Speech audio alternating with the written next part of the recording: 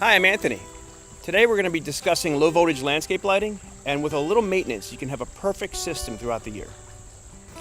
Over the seasons, dirt, leaves, pine needles, and other debris can cause lights to become dim. Turn off the power supply and wipe off dust, dirt, leaves, or any other debris.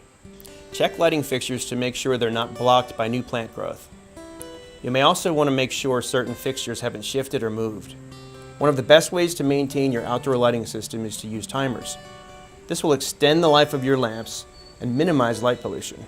Here are some ways to help identify common lighting issues. If all of your lights are off, this could be due to the circuit breaker needing to be reset, the transformer could be unplugged, or the GFCI could be tripped.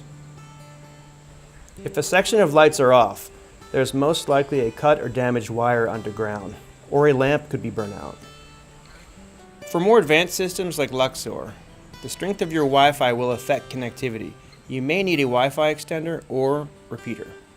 So as you can see, with a little maintenance, you can keep your low voltage lighting system operating for years.